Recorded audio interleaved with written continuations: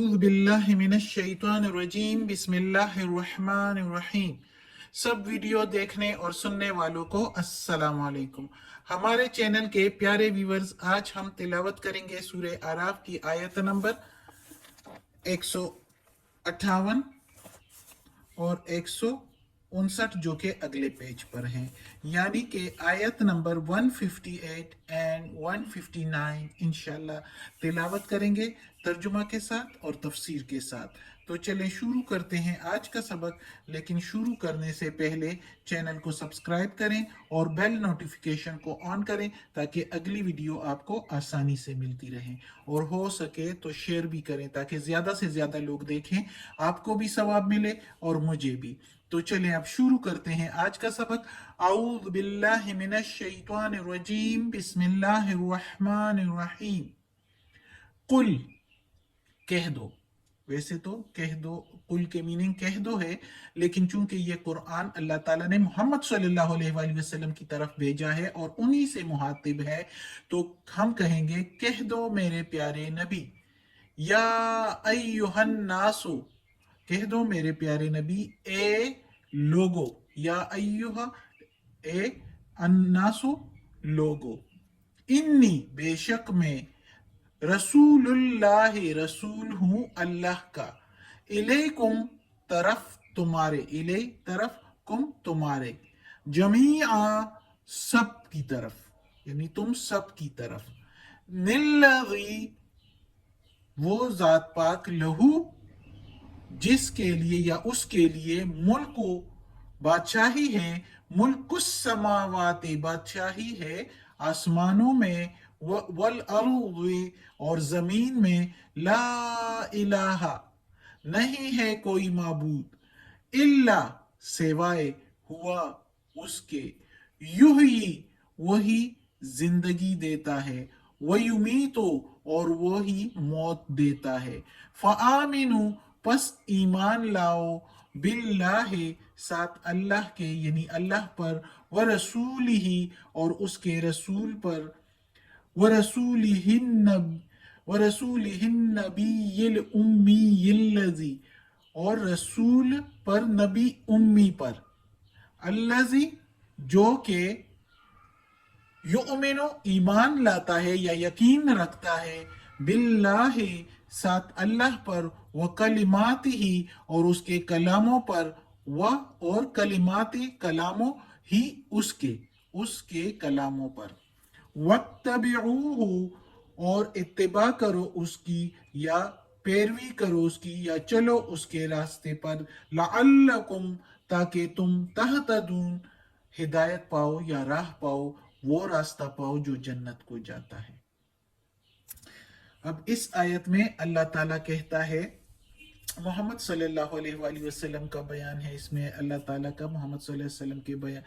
के बारे में कि ए मेरे नबी, लोगों, इन लोगों से सबसे कहो। उस वक्त जो मक्का वाले, मदीना वाले, जो भी इर्द गिर्द के नवाही इलाकों में जो भी थे, उन सब को कहा गया है, बल्कि सारी दुनिया के लोगों को। जब कुरान में आ गया है, अब तो कुरान जगह जगह पर मौजूद है, तो उन सब के लिए ये है। लेकिन उस वक्त जो लोग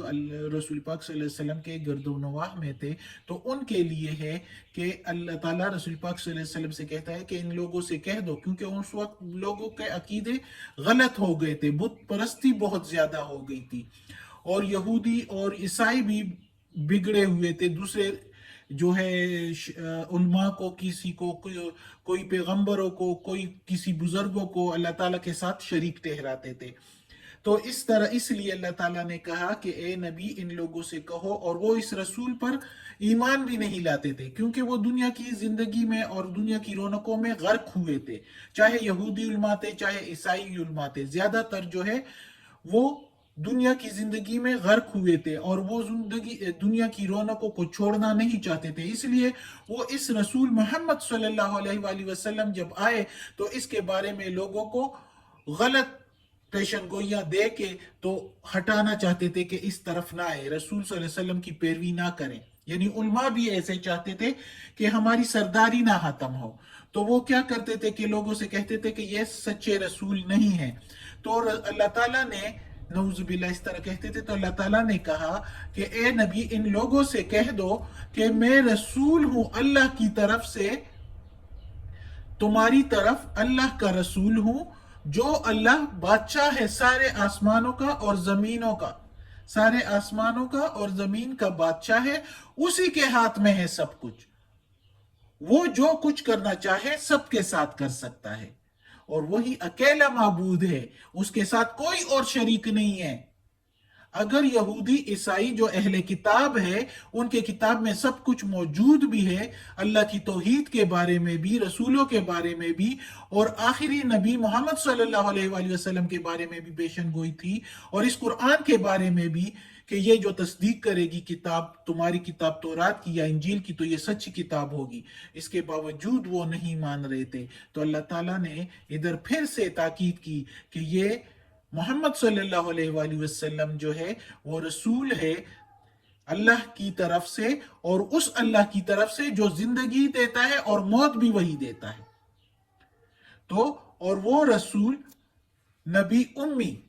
امی کا نام پھر دے دیا گیا اس آیت میں، چونکہ میں نے پچھلے سبق میں بتایا تھا کہ یہودی علماء اپنے آپ کو بہت بڑا سمجھتے تھے، کیونکہ لوگ اکثر مسائل میں انہی سے پوچھنے آتے تھے کہ کیا طریقہ اختیار کیا جائے، کوئی بھی مسئلہ ہوتا تو، اور اسی طرح علماء اس کے جو نیچے جو ان پڑھ لوگ ہوتے تھے، جن کو یعنی یہودی مذہب پر تھے لیکن علماء نہیں تھے، تو وہ بھی اپنے آپ کو بڑا سمجھتے تھے کہ ہمارے مذہب کے تو بڑے علماء مشہور ہے، ہم تو ایسے مذہب سے تعلق رکھتے ہیں، ہمارے مذہب ہے ہی کے علماء ہے جس سے لوگ پوچھنے آتے ہیں، تو اپنے آپ کو بڑا سمجھتے تھے، اور کسی کا مال کھا کر وہ یہ سمجھتے تھے کہ اس کا کھا جانا جو ہے ہم پر، اس کا کچھ بھی ہم سے معاوضہ نہیں ہوگا، ہم سے پوچھ نہیں ہوگی، ہم کسی کا مال، کسی کا قرض کسی طرح بھی کھا سکتے ہیں، اور کھا کے تو اس کو واپس نہ بھی کرے تو ہم سے کوئی پوچھ نہیں ہوگی۔ تو یہ یعنی امی لوگ جس نے کسی سے پڑھا نہ ہو، تو نبی محمد صلی اللہ علیہ وآلہ وسلم نے کسی سے بھی پڑھا نہیں تھا، لیکن اللہ نے اس کو اس عالم کا درجہ دیا جس کے آگے کسی عالم کا درجہ نہیں تھا، یعنی محمد صلی اللہ علیہ وآلہ وسلم کی پیروی ہی کرنے سے یہودی کی بخشش ہو سکتی ہے، عیسائی کی بخشش ہو سکتی ہے، اگر وہ کلمہ پڑھے اور محمد صلی اللہ علیہ وسلم کے سنت اور حدیث کے مطابق زندگی گزارے، تو اس کو جو ہے دوزخ سے نجات مل سکتی ہے۔ تو اس جگہ پر اس لیے امی کا ورڈ جو ہے اللہ تعالیٰ نے پھر سے یوز کیا کہ یہ جو علماء تھے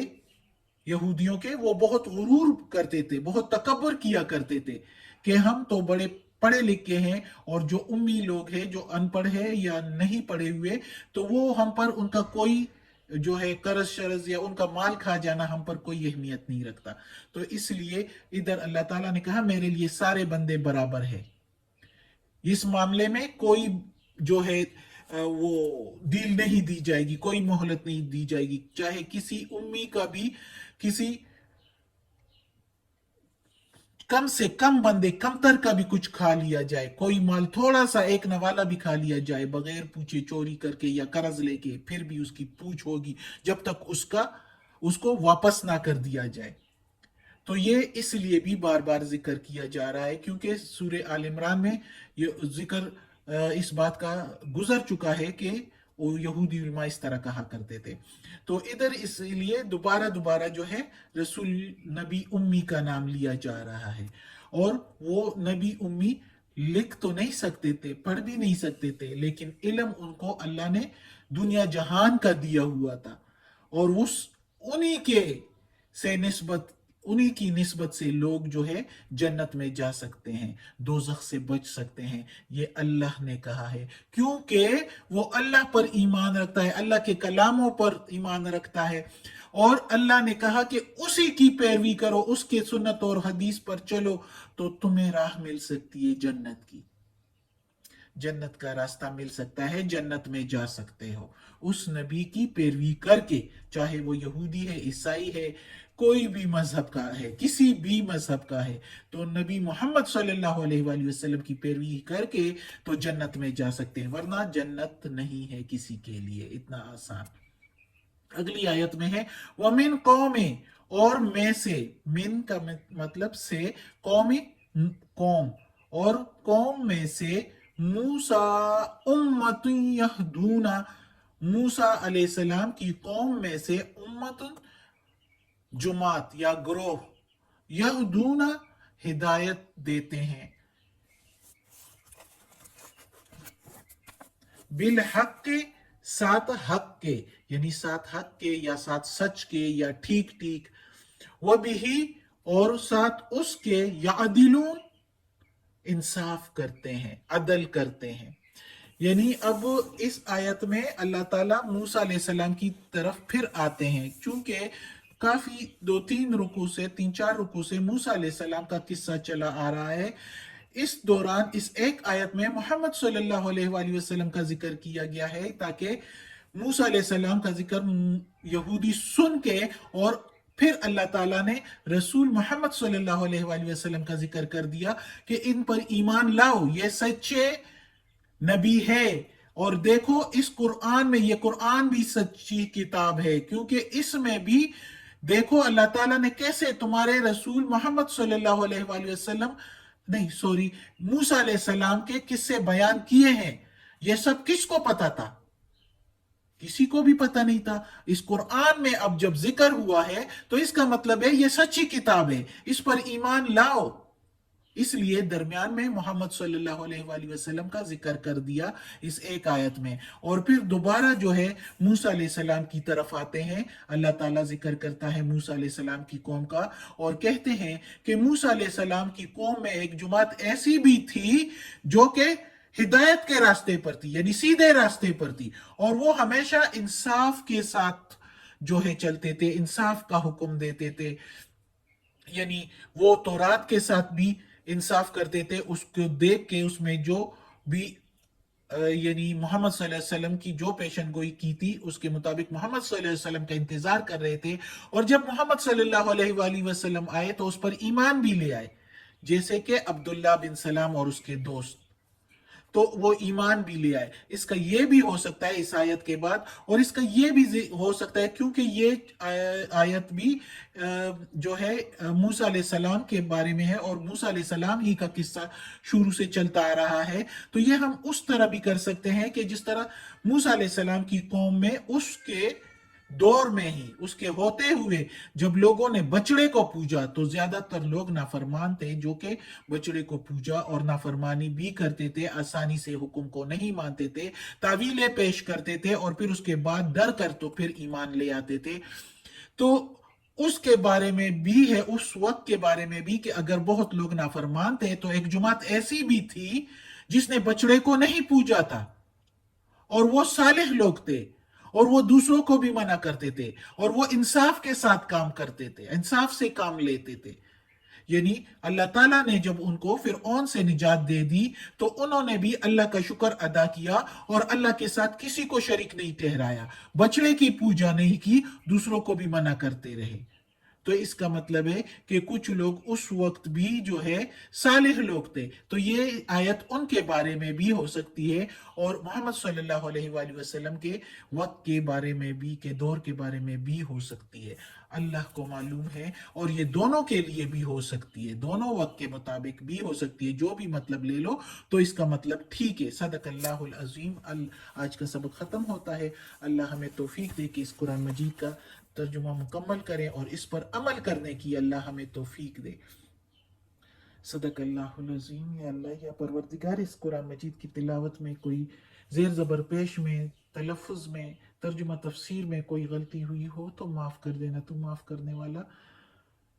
غفور الرحیم ہے۔ یا اللہ، ہمیں اپنے نیک اور صالح لوگوں میں شامل کر دے، اور ہمیں عافیت والے معاملات دے، ہماری بیماریاں، تکالیف، پریشانی اور برائیاں ہم سے دور کر دے، آمین۔